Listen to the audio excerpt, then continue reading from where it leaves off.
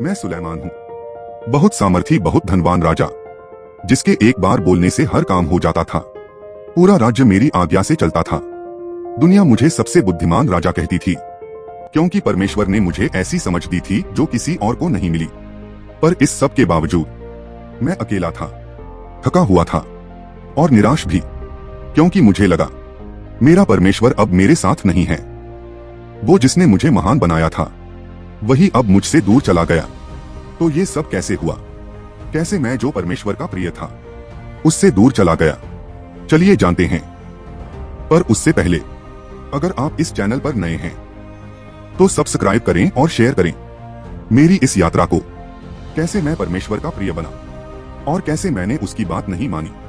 ये कहानी शुरू होती है मेरे जन्म से। मेरे पिता दाऊद एक महान योद्धा थे, जिन्होंने परमेश्वर के नाम पर अनगिनत युद्ध जीते। उनके हाथों ने तलवारें उठाई, पर उनके होंठ हमेशा परमेश्वर की स्तुति करते रहे। मेरे पिता ने मेरे कानों में एक बात कही थी।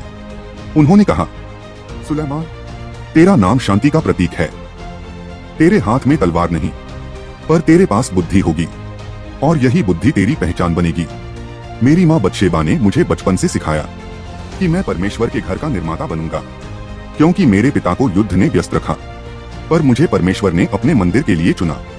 मैं बड़ा हुआ और मेरे जीवन का हर दिन मुझे उस बुलाहट की ओर ले जा रहा था जहां मुझे इस्राएल का राजा बनना था।